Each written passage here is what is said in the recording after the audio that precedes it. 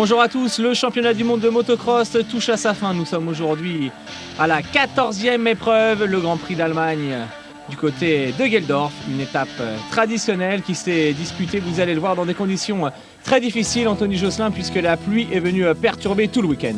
Ouais, ça fait maintenant 2 Grands Prix d'affilée, ça fera 3 donc avec ce Grand Prix de Geldorf, effectivement, que les pilotes vont rencontrer des conditions difficiles dans la boue, une piste extrêmement glissante, piégeuse avec beaucoup d'ornières et énormément de rebondissements.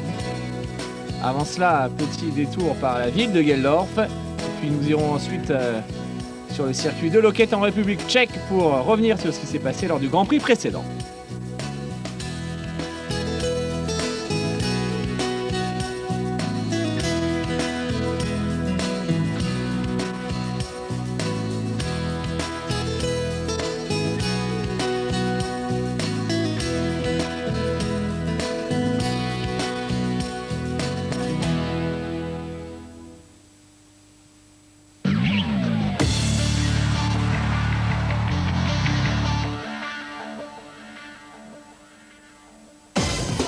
Une course de Loket disputée également avec une météo changeante et qui a souri à un jeune garçon qui avait connu un début de saison assez difficile. Il roule en MX1, il porte le numéro 24, Kevin Strijbos. Avec tout d'abord le départ de la première manche.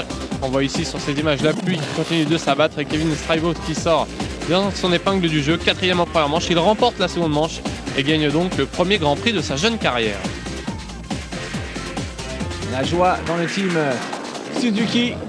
Bonne course également pour Stefan Everts qui va gagner lui aussi avec une victoire en première manche puis une chute au second départ. Il terminera deuxième de ce Grand Prix. La troisième marche du podium revient à cet homme, Joshua Coppins, qui continue de mettre la pression sur Stefan Everts au championnat, mais ça devient de plus en plus difficile pour le Néo-Zélandais.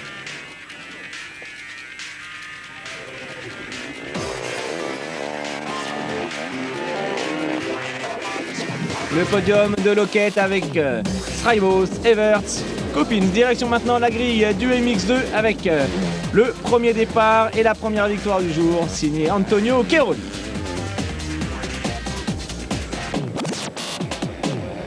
Antonio Cairoli qui va même réussir à remporter le Grand Prix avec une deuxième place en seconde manche.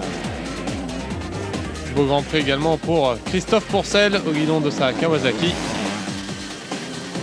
Christophe Pourcel qui va remporter la première manche de sa carrière en s'imposant dans le second départ. La troisième place revient à Andrew McFarlane, encore leader de ce championnat, mais qui voit fondre sur lui un certain Antonio Cairoli. Voici la plaque rouge de leader que McFarlane va tenter de conserver du côté de Geldorf.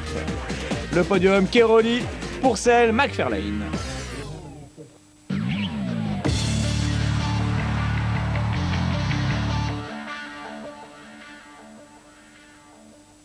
Le premier reportage du jour maintenant avec un petit sujet consacré aux fans de motocross qui traversent le monde pour suivre les meilleurs pilotes. En fait, j'aime tous les sports mécaniques, la Formule 1 et je découvre le motocross et c'est vrai que j'apprécie également cette discipline. Une passion qui se partage en famille, la preuve avec la famille Williams. Salut, moi je suis Callum Williams. Moi je suis Win Williams. Moi je suis Cassie et je suis John Williams.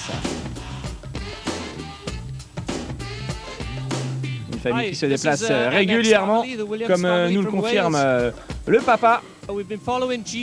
On suit les Grands Prix depuis environ 10 ans en famille, on traverse l'Europe. Nous sommes déjà allés cette année à Namur notamment. Nous étions également à Matchams Park et puis en Suède à Uddevalla. On espère continuer comme ça jusqu'à la fin de la saison.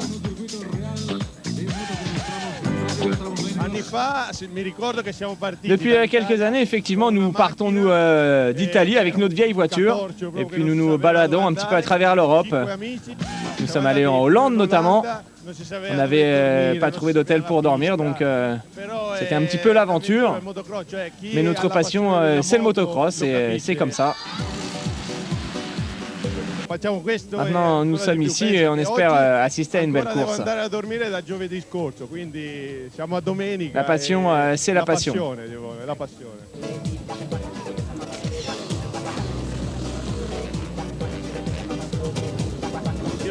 Ça fait environ 30 ans que je suis le motocross et j'ai pu constater les améliorations tout au long de ces années et je suis toujours aussi content lorsque je me déplace sur un Grand Prix.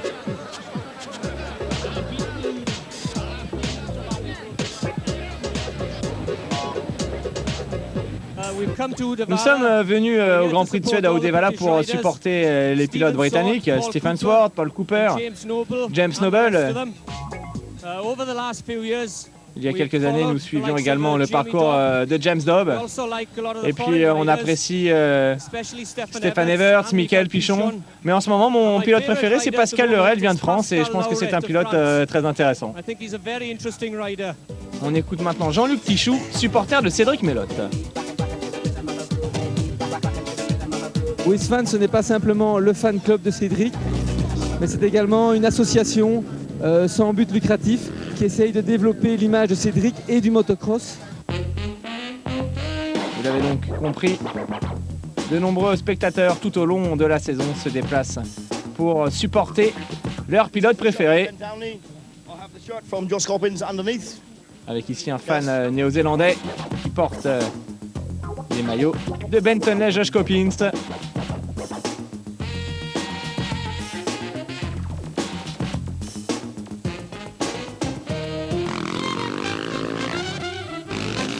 Petite question maintenant à Massimo. Quelle est la meilleure des choses justement dans le motocross? C'est les courses ou les femmes?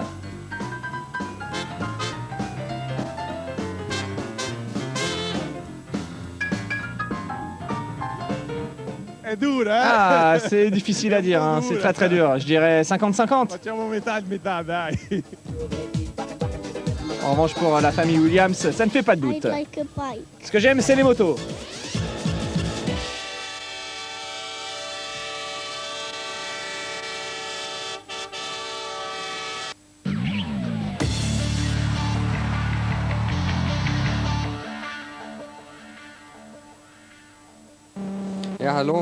Après cette découverte des fans qui se déplacent en nombre sur chaque Grand Prix, on va découvrir cette piste de Geldorf avec Maximilian Nagel au guidon de sa 125 KTM avec un premier virage en bout de ligne droite, suivi d'un virage serré à droite avant de plonger dans une petite descente avec un virage à gauche en dévers.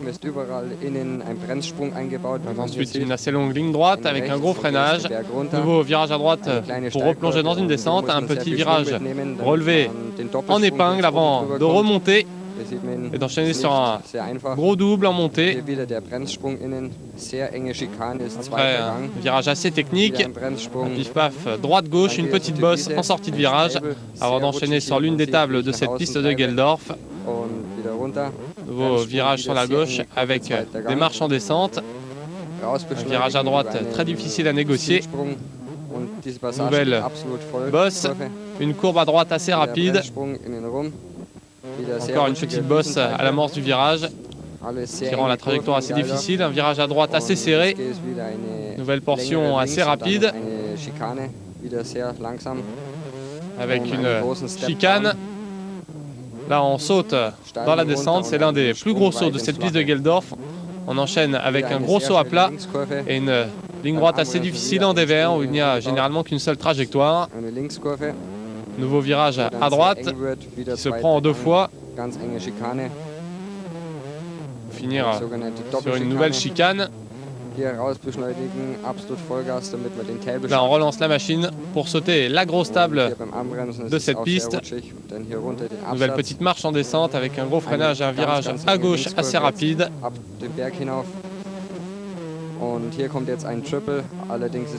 Nouveau saut avec un triple ici. Virage à droite, nouveau saut en descente. Avant d'arriver sur l'un des gros doubles de cette piste. Virage à droite très serré. On relance ensuite la machine pour négocier un nouveau double.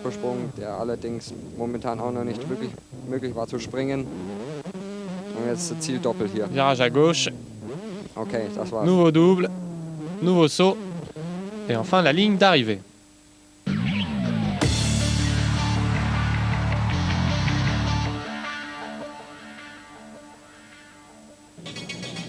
Direction maintenant les essais et les séances de temps chronométrées avec pour commencer une très mauvaise nouvelle puisque sur ce circuit rendu très glissant par les nombreuses pluies, Joel Smets va gravement se blesser, touché au genou.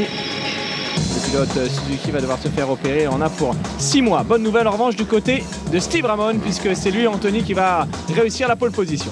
Steve Ramon est venu surprendre tout le monde dans cette fin de qualification pour signer la pole position détenue jusqu'alors par un certain Michael Pichon. Excellente performance de Steve Ramon qui signe sa première pole position en cette année 2005. Deuxième temps pour le français Michael Pichon au guidon de sa Honda numéro 2.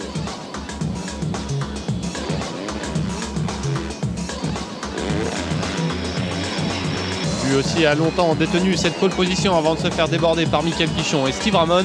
Ben Tonley a réalisé d'excellentes qualifications, il prend donc la 3e place.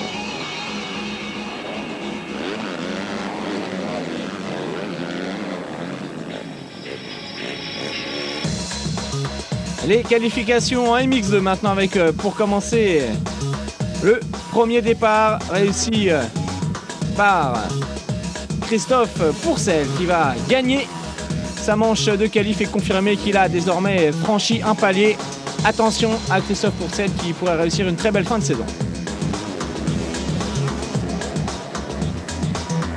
Derrière lui on retrouve le numéro 47 Matteo Bonini, jeune pilote italien qui lui aussi progresse depuis quelques semaines.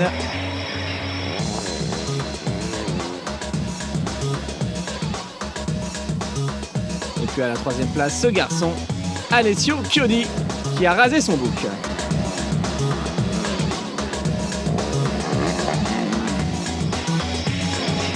Dans la deuxième séance qualificative, et ce n'est pas une surprise, on retrouve aux avant-postes un certain Antonio Chiaroli qui continue de claquer du hot-shot et des victoires, que ce soit en série qualificative ou en manche. Antonio Chiaroli est intraitable.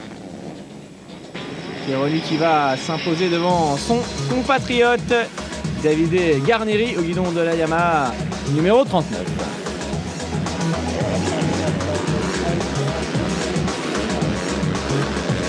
Le KTM Mark de River était bien parti également pour se qualifier avant de connaître un souci mécanique sur la roue arrière de sa KTM. Regardez la chaîne déraillée. Du coup, Mark de River passera par le repêchage tandis que Davide Philippe prendra la 3e place de cette série qualificative. Philippe Hertz qui vient de signer son contrat pour 2006, il rejoindra les rangs de KTM officiellement. À noter également la belle course du français Jérémy Tarou, ici à la bagarre avec Cédric Melotte. Cédric qui va quant à lui malheureusement se blesser ici après cette chute impressionnante, victime d'une fracture de l'avant-bras. Cédric Melotte out pour la fin de saison.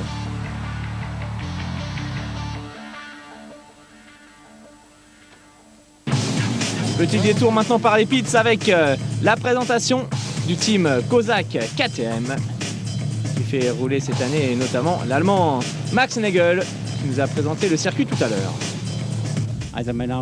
Bonjour, je m'appelle Herbert Kozak. Le team est basé à quelques kilomètres seulement d'ici, de Geldorf.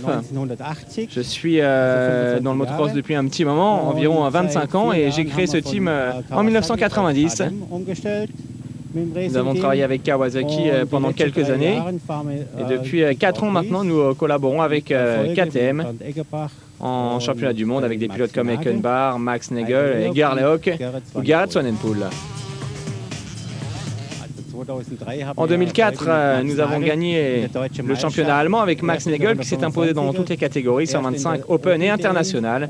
Edgar Lehock lui a terminé 10e du championnat du monde 125, Max 28e et Sonnenpoel a réussi à obtenir la 21e place.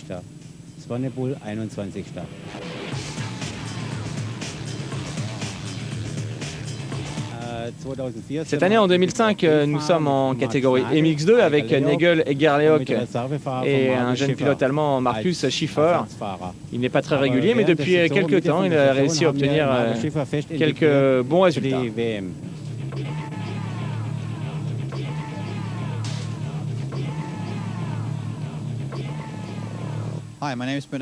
Bonjour, je suis Bernd Eckenbach, je travaille pour le team KTM Kozak en tant que team coordinateur. Dans le passé, j'étais pilote de Grand Prix et il y a 2 ans, j'ai décidé d'arrêter ma carrière. Et je travaille donc avec le team Kozak. L'an passé, nous avons commencé à obtenir quelques bons résultats, aussi bien en championnat du monde qu'en championnat d'Allemagne. Le team Kozak qui roule avec des 125 KTM, mais ça devrait changer l'année prochaine avec l'arrivée des 254 temps. C'est vrai que nous avons commencé l'année avec des 125 de temps, et vous le savez, aujourd'hui c'est compliqué de se battre avec une petite 125 face aux 2,5 4 temps. C'est pour cela que Edgar Leoc, pour la première fois à Geldorf, dispose de cette fameuse 250 SXF. Et on espère que ça va lui permettre d'améliorer ses résultats.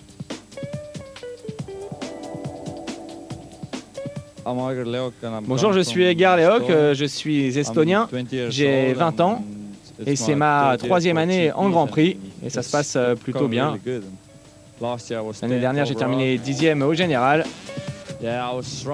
Depuis le début de l'année, je roule avec une 125 de temps, une KTM. Et j'ai la chance de pouvoir désormais bénéficier de la nouvelle 254 temps. Et c'est vrai que je suis très heureux et j'adore en tous les cas piloter cette nouvelle machine.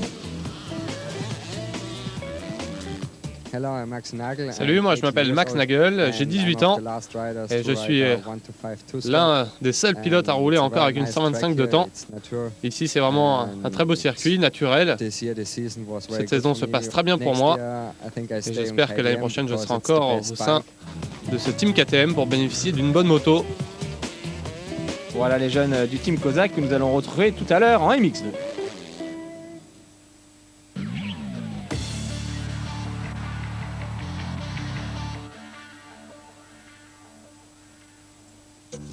Et tout de suite donc la première manche de ce Grand Prix d'Allemagne, vous allez le constater par vous-même, des conditions climatiques très difficiles qui n'ont pas empêché le public de faire le déplacement. Mais les pilotes qui vont devoir se battre avec un circuit truffé d'ornières, de pièges, et notamment dans cette première manche consacrée à la catégorie MX2.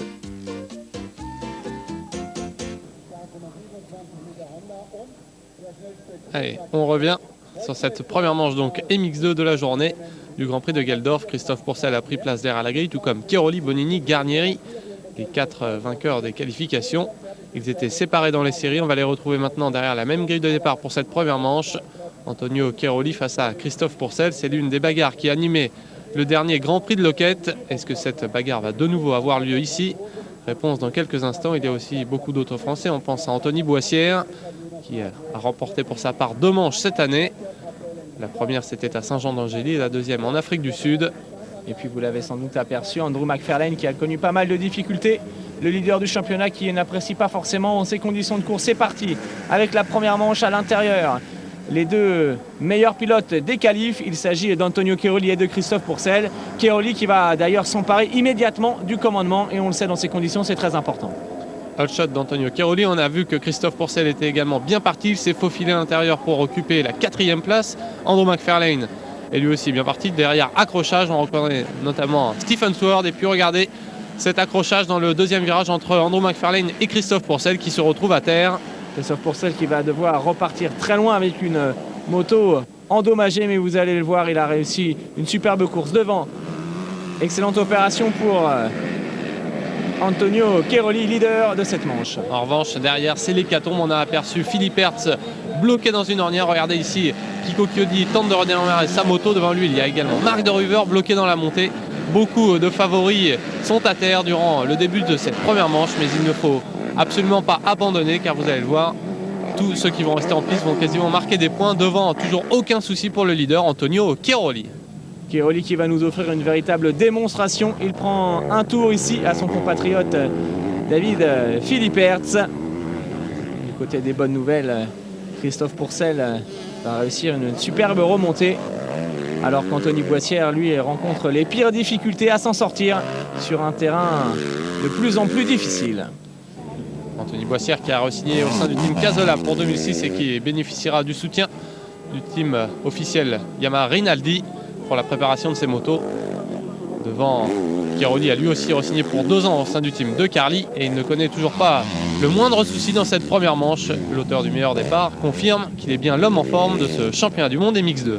Cheroli qui pourrait, en cas de succès, pourquoi pas prendre la plaque de leader à ce garçon Andrew McFarlane qui après un départ moyen a réussi à éviter les pièges pour s'emparer de la seconde position. Mais très loin derrière le leader, regardez des écarts qui vont s'accentuer au fil des minutes. La 3e place en ce début de course est détenue par Davide Garneri. Les pilotes italiens sont en forme durant cette première manche, mis à part Philippe Hertz qui est reparti malgré tout. Marc de Ruva, en revanche, l'autre officiel KTM, s'arrête au stand. C'en est terminé pour Marc de Ruva, que l'on retrouvera l'année prochaine toujours chez KTM en MX1 au guidon de la 450 SXF officielle. Antonio Cheroli, lui, poursuit son petit bonhomme de chemin sans aucun problème. Il file tout droit vers une nouvelle victoire de manche. Cheroli qui est d'ailleurs le pilote à avoir gagné le plus de manches depuis l'ouverture de cette saison. Billy Mackenzie galère lui aussi dans la boue de Geldorf. On le voit ici tenter de redémarrer sa moto après une bonne chute. Pilote britannique en difficulté également pour Garneri qui tenait bien sa 3e place et qui va perdre du temps. Voilà Davide Garneri, regardez des conditions vraiment très difficiles qui vont permettre notamment à Manuel Moni au guidon de sa petite 125 de temps de réussir la meilleure course de sa carrière en Grand Prix. Manuel Moni récupère donc à ce moment-là de la course la 3e place de Davide Garneri. Sur une piste qui ne lui est pourtant pas favorable avec cette boue. Le couple des 4 temps est un avantage. Antonio Cheroli le prouve. Regardez, même si le leader de cette manche a commis quelques petites fautes, il reste sur ses roues, il met du gros gaz. Derrière, bon retour de Carl Lund qui avait pris un bon départ. Commis ensuite une petite erreur, on l'a vu doubler ici Manuel Moni pour la 3e marche du podium. Nous sommes dans le dernier tour, toujours aucun problème pour le leader Antonio Cheroli qui a tout de même retiré ses lunettes pour avoir un petit peu plus de visibilité. Il pourra ainsi voir parfaitement le drapeau à damier qui lui tend les bras. C'est lui le vainqueur de cette première manche. La victoire donc de Cheroli qui s'impose devant McFarlane, Carl Lund, Moni, Caps, Garneri, Christophe Pourcel bien revenu à la 7e place après sa chute. Max Nagel, Sword, bon comportement de Pierre Alexandron est 10e. Goncalves, Michael Massieu est bien revenu lui aussi après une chute. C'était une course assez difficile pour moi. Heureusement, j'ai pris un bon départ. Il y a eu quelques petits problèmes au niveau de la pédale de frein, mais finalement, ensuite, ça s'est mieux passé pour moi. C'est un avantage forcément de partir devant. Dans ces conditions, j'ai pas été vraiment gêné par les projections et j'ai pu creuser l'écart. Et au final, je remporte cette manche. Je reprends la plaque de leader et c'est très intéressant pour la suite du championnat. J'espère en tous les cas réussir une belle seconde manche.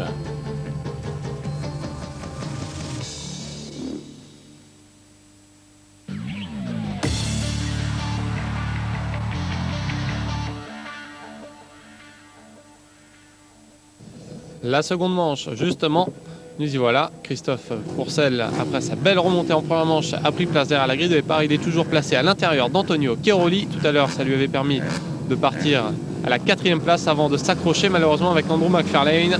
C'est parti donc, le circuit a évolué. Il est désormais un petit peu plus sec, mais malgré tout, il faut réussir son envolée. Et comme d'habitude, qui va signer le all shot? Ce n'est pas Antonio Cheroli, justement, c'est une petite surprise derrière chute avec le numéro 211.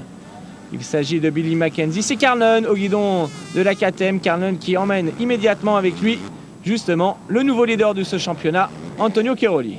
Vous l'avez vu sur cette image, Carl Lund a privilégié l'intérieur dans une grosse ornière. Il a perdu du temps, du coup, Antonio Cheroli à l'extérieur prend les commandes de cette seconde manche et commence petit à petit à faire la différence.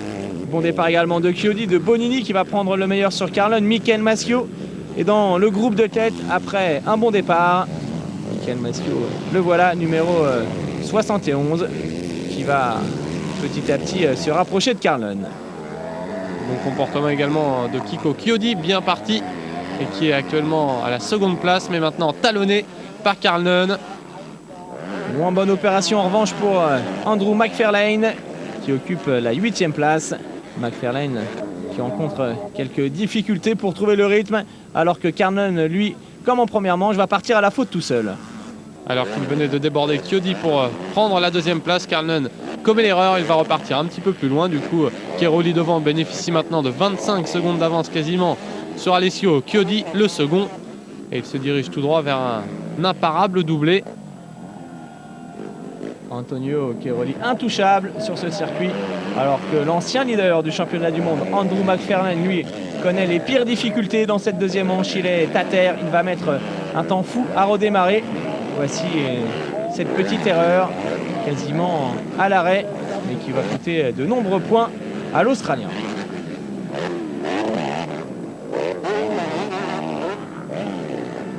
Explication entre les deux Italiens, Bonini et Moni pour la 6e place. Manuel Moni, le numéro 26, qui en cas de bons résultats dans cette seconde manche, pourrait pourquoi pas monter sur la 3e marche du podium. Il est en bagarre avec Davide Garneri, lui aussi une nouvelle fois dans le coup. Et puis à noter l'excellent comportement de Michael Maschio, bien accroché à sa 3e place.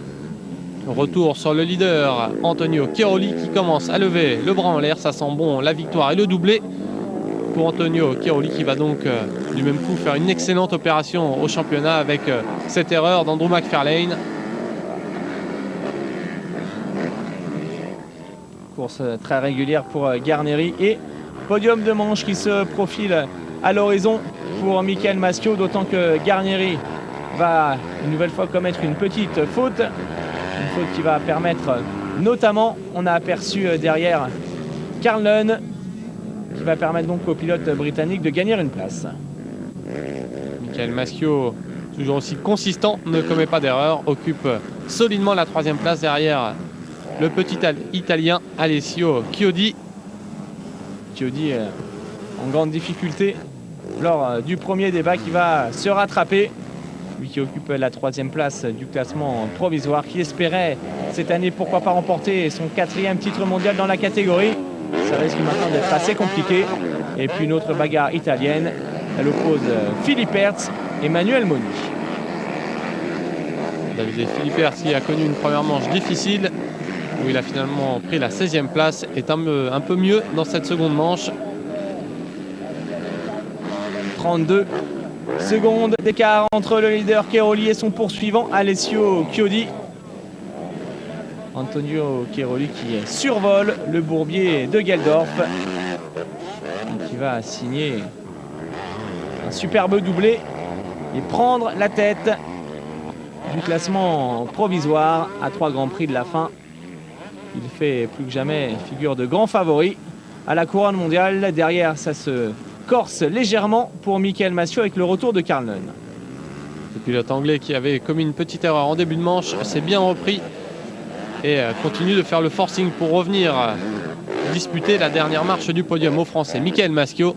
On a également aperçu Manuel Moni, virtuel 3e du Grand Prix. Et puis Stephen Sword en difficulté comme en première manche. L'officiel Kawasaki qui tarde à retrouver son meilleur niveau.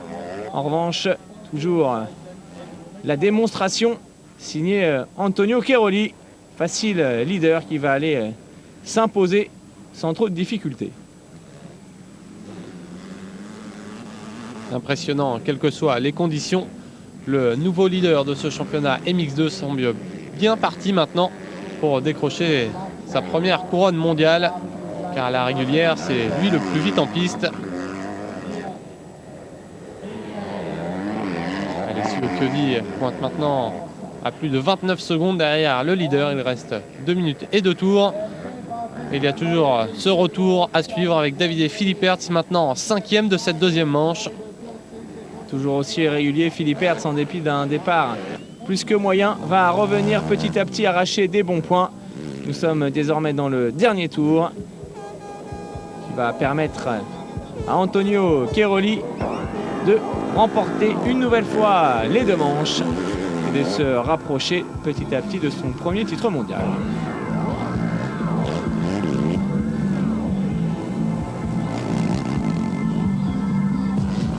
Voilà donc l'arrivée pour Antonio Cairoli qui s'impose, qui récupère les commandes du championnat du monde et qui dispose maintenant de 18 points d'avance sur Andrew McFarlane. Petite chute sans gravité à l'arrivée. Cairoli s'impose devant Chiodi Maschio qui aura résisté finalement jusqu'au bout à Nunn. Philippe Hertz prend la 5e place devant Garnieri, Moni et Christophe Pourcel revenu à la 8e place devant Mark de Ruver, Stephen Sword, Caps, Bonini, McFarlane seulement en 13e, Swanenpaul 14e, 15e place pour Max Nagel.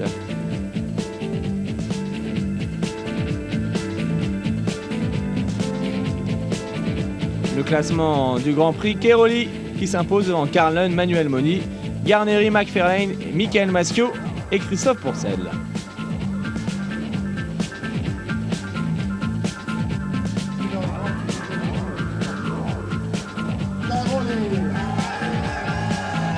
Le podium de cette catégorie MX2 pour ce Grand Prix de Geldorf. La joie évidemment d'Antonio Cairoli, entouré par Karl Nunn et le surprenant Manuel Moni, 3e, qui décroche ici en Allemagne le premier podium de sa jeune carrière.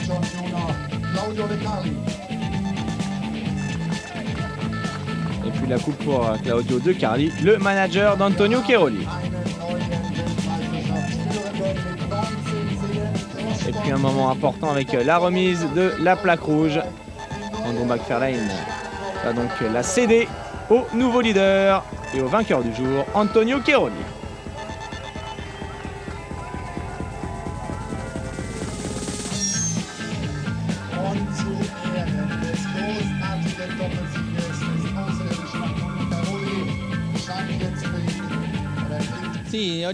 Le circuit était vraiment très difficile, mais vous savez, l'hiver dernier, je suis resté en Belgique pour m'entraîner dans la boue sur ce genre de circuit et finalement ça a payé. Aujourd'hui, tout s'est bien passé, j'ai gagné les 2 manches.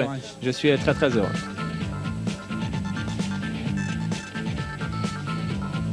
Le classement du championnat du monde, Cairoli en tête avec 501 points devant McFarlane, Chiodi, Philippe Hertz, Melot, Sword et Christophe Pourcel qui peut désormais envisager intégrer le top 5 d'ici la fin de saison.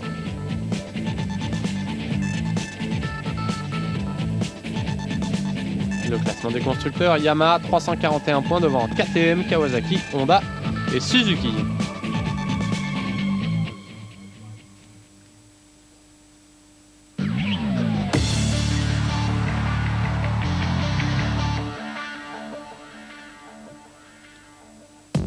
Petit détour à nouveau dans le paddock avec la présentation d'un autre team. Il s'agit de l'équipe 3C Racing. Une jeune équipe avec un jeune pilote, l'italien Fabio Mossini. Mon nom est Fabio Mossini, je roule pour le team 3C Racing. C'est ma première année en championnat du monde. L'année dernière, j'étais déjà avec cette équipe et je roulais en championnat d'Europe 125 où j'ai terminé 8e en loupant quelques épreuves.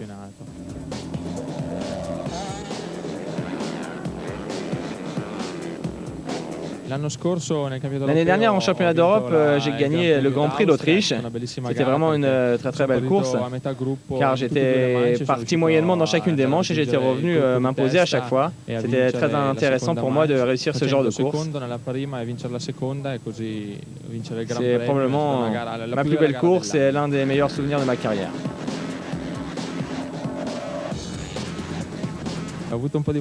Au début de cette saison, j'ai eu quelques problèmes. Et puis je me suis blessé lors d'une session d'entraînement en Belgique. Donc j'ai mis du temps à revenir et puis j'ai commencé à marquer quelques points. Et j'espère que maintenant que pour les 3 dernières épreuves de la saison, et notamment en Irlande, ça va mieux se passer pour moi. J'espère bien évidemment un jour remporter des manches en championnat du monde, c'est mon objectif.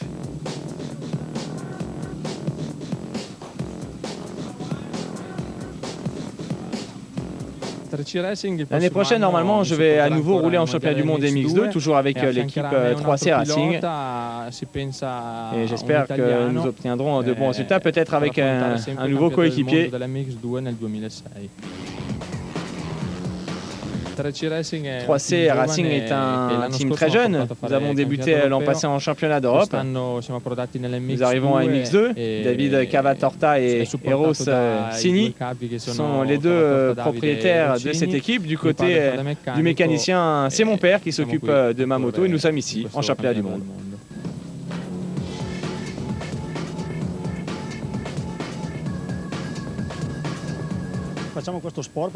Nous sommes dans le motocross avant tout parce que c'est notre passion et elle a commencé depuis un bon petit moment. Nous sommes sur les circuits de motocross depuis 1990 et puis aujourd'hui en championnat du monde. C'est vraiment une belle satisfaction.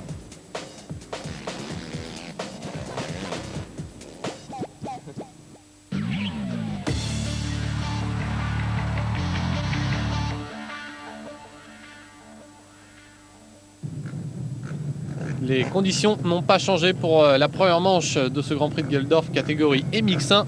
L'auteur de la pole position s'est placé à l'intérieur, Steve Ramon, entouré de Michael Pichon, Ben Tonley, Stefan Everts, Joshua Coppins. Tous les favoris sont bien sûr présents derrière cette grille de départ, hormis Joel Smets, on le répète, blessé au genou, 6 mois d'arrêt pour le Belge. On le reverra certainement l'année prochaine au guidon du Husqvarna. À noter les retours à la compétition de Gordon Crockard, mais également de Kenneth Gundersen, tous les deux blessés depuis un long moment. À suivre donc ce premier départ MX1 avec à l'intérieur Steve Ramon et Michael Pichon. Et tout de suite, le premier coup de théâtre. Regardez, Michael Pichon qui va caler au tombé de la grille. Une image assez inhabituelle. En revanche, pas de souci pour Josh Coppins, numéro 5, pour Steve Ramon. Alors que le Français Vincent Turpin, qualifié, va lui aussi partir à la chute. Excellent départ de l'auteur de la pole position, Steve Ramon, mais qui se fait tout de suite déborder par Luigi Segui. Segui attaqué à son tour par Stefan Everts. Un bon Luigi Segui ici à Geldorf. Il ne peut rien faire pour contrer l'attaque du leader du championnat du monde, Stefan Everts. Dans son style toujours aussi impeccable, Stefan Everts prend les commandes de cette première manche. Il sait qu'il a un bon coup à jouer dans ce genre de conditions. On revoit son dépassement sur cette petite table. C'est impeccable et ça lui permet de prendre la première place à Luigi Segui. Le Français qui reste en seconde position, bientôt menacé par un excellent Steve Ramon. Le Belge qui sait qu'il roulera pour les 2 prochaines saisons au sein du team Suzuki Deguebourse, puisqu'il vient de signer son contrat, est totalement décomplexé. Et vous allez le voir, il va sûrement réaliser l'une des plus belles manches de sa carrière en Grand Prix MX1. Il est désormais second et se rapproche petit à petit de Stefan Everts. Extrêmement rapide tout au long du week-end. Steve Ramon confirme qu'il est en bagarre pour la victoire dans cette première manche en revenant sur Stefan Everts. Derrière, Ben Tonley a pris le meilleur à son tour sur Luigi Segui.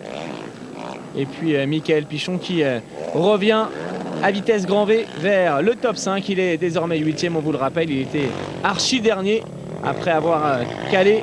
Petite erreur, regardez, de Ben Tonley. Tonley qui va rester coincé sur sa moto et qui va perdre un temps fou avant de repartir. À ce moment-là de la course, Stefan Everts a 9 secondes et demie d'avance sur Steve Ramon. Vous allez voir, cette piste piégeuse ne va pas épargner Stefan Everts qui va partir à la faute dans quelques instants au même endroit que Ben Tonley. Une petite erreur qui va permettre au pilote KTM de se rapprocher. Voilà Stefan Everts qui arrive dans cette ornière très glissante. Petite faute, il jette un coup d'œil derrière. A priori, tout se passe bien. Et Ramon, qui est l'auteur d'excellents chronos, va se rapprocher. Belle bagarre également pour la 3e place entre les outsiders James Noble et Ken De Dyker. Les 2 pilotes qui sont en bagarre au classement provisoire avec Pascal Leray sont en train de réaliser une bonne opération puisque Pascalito est un peu plus loin dans cette manche. Il galère. En tête de la course, la jonction est faite maintenant avec Steve Ramon qui est revenu sur les talons de Stefan Everts. Everts, la bête noire du jeune pilote belge. Mais dans ces conditions très particulières, on sent l'ancien champion du monde 125 capable d'aller chercher la victoire. Et puis coup de théâtre avec Marvin Vandel qui s'est bloqué dans cette ornière. Il n'y avait qu'une seule trajectoire du coup. Stefan Everts galère mais arrive à s'en sortir. Derrière, Steve Ramon était lui aussi bloqué dans cette ornière. Mais regardez, il perd beaucoup de temps et il perd surtout le contact avec Stefan Everts. Derrière, ça continue de revenir avec Michael Pichon qui va se débarrasser de Kenneth Gundersen, auteur d'une belle rentrée. Michael Pichon, très à l'aise dans ces conditions. On le sait, il adore la boue. On revoit cette belle attaque.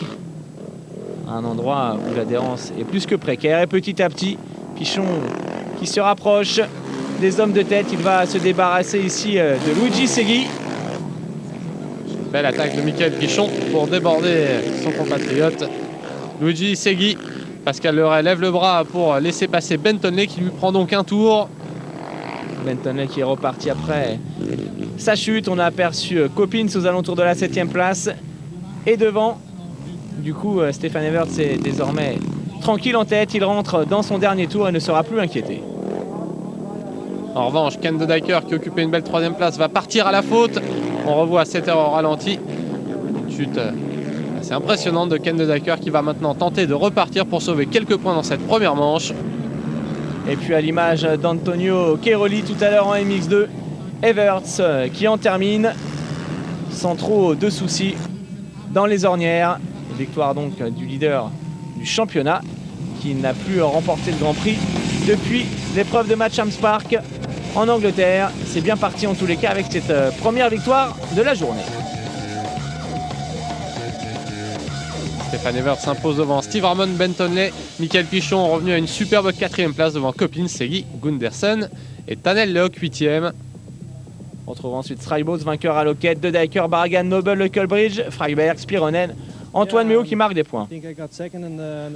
J'ai réussi à partir en seconde position au départ. Et puis j'ai rapidement pris la tête de la course, j'ai creusé l'écart. Et puis j'ai commis quelques erreurs. Ramon est revenu, il n'était pas très loin derrière. Et puis c'est vrai qu'il y a eu ce problème dans la chicane, hein. Il était juste derrière moi, j'ai réussi à m'en sortir. Lui a connu plus de difficultés. Et puis ensuite j'avais à nouveau une avance assez importante que j'ai gérée jusqu'à la fin.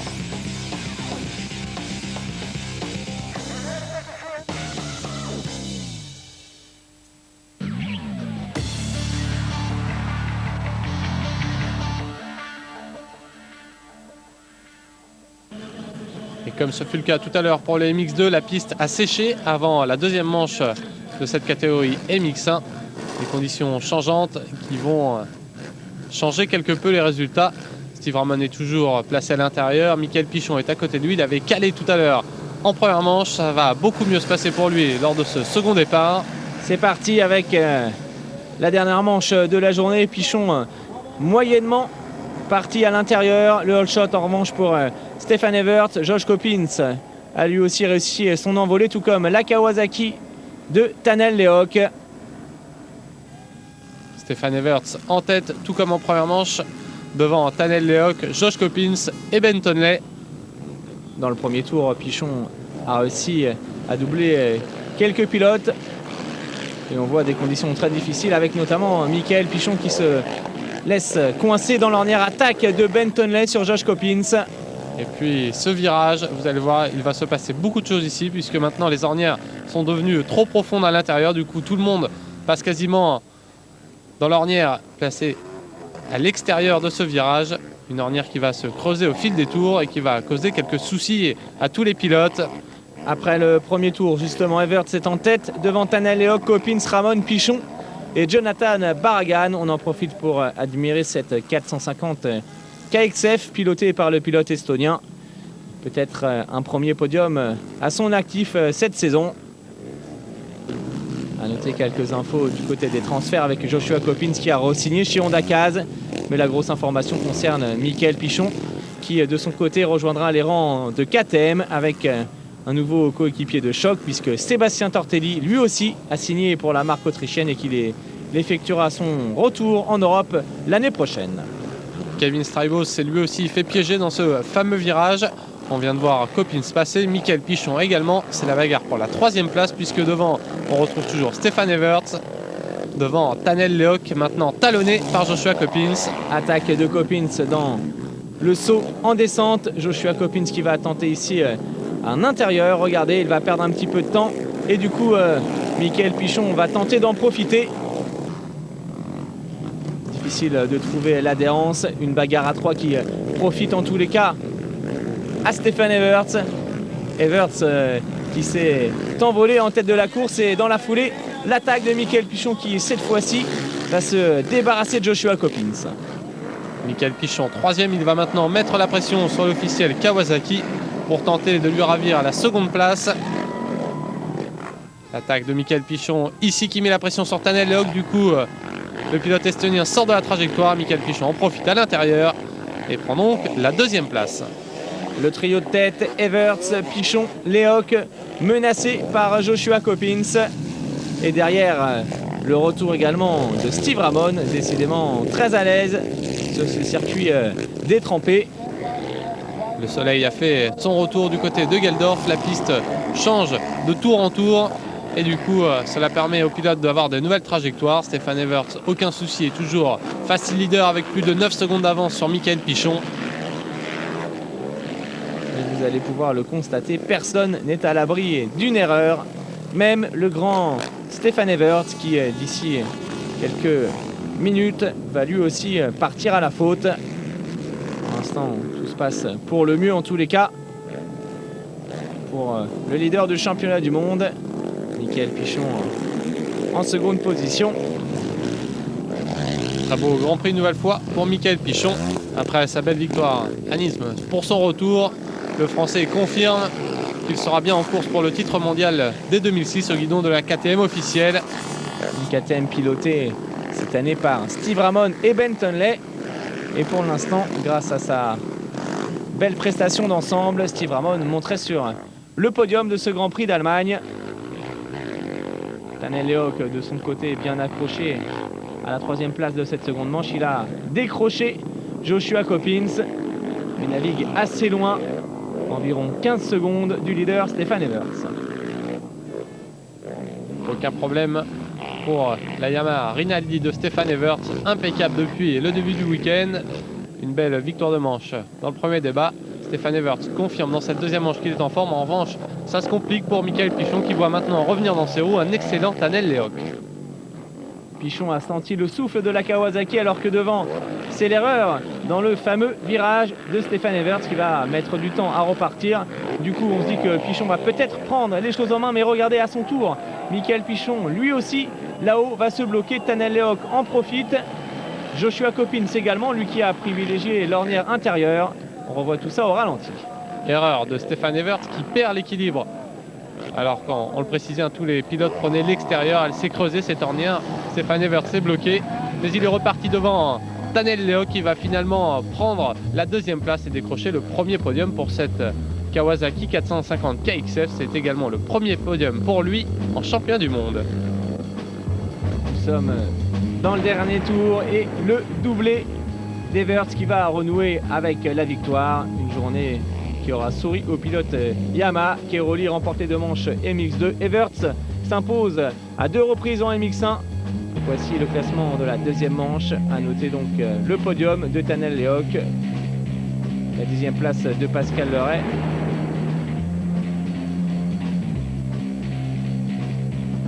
Et bien évidemment, la bonne opération du jour à mettre au crédit du numéro 72. Plus que jamais en route vers un 9e titre mondial. Le classement du Grand Prix. Everts, Ramon, Coppins, Pichon, Tanel Leok.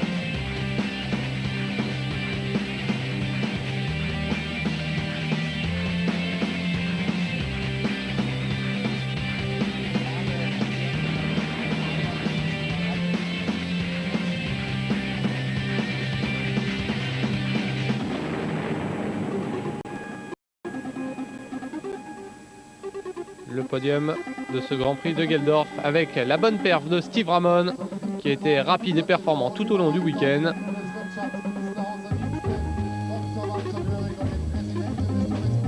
Et que dire de la prestation de Stefan Everts qui remporte les 2 manches malgré des conditions catastrophiques, une piste extrêmement piégeuse. Stefan Everts, dans ces conditions, a fait la différence, a creusé l'écart sur Joshua Coppins, garde donc cette plaque rouge de leader avec une bonne marge de points d'avance maintenant. Et surtout remporte sa 85e victoire en Grand Prix. J'étais en tête, j'avais pas mal d'avance. Je me sentais beaucoup mieux en tous les cas que lors de la première manche. Et puis j'ai commis juste une erreur dans ce virage. C'était très difficile à négocier. J'étais là-haut, j'ai perdu l'équilibre. Heureusement, ma machine a redémarré quasiment immédiatement. J'ai eu de la chance car Pichon était au-dessus. En dessous, il y avait Tanel Lehoc. Je me suis retrouvé un peu coincé. Je ne savais pas trop ce qui allait se passer. Et puis finalement, j'ai réussi à conserver la tête et à nouveau creuser un petit peu l'écart sur Lehoc sur la fin. C'était très dur de gagner dans ces conditions aujourd'hui, donc je suis forcément très heureux. Stefan Evert, donc facile, maintenant leader de ce championnat du monde avec 589 points, 536 points pour Joshua Coppins à 3 épreuves de la fin. Ben Tolnay a pris la 3e place.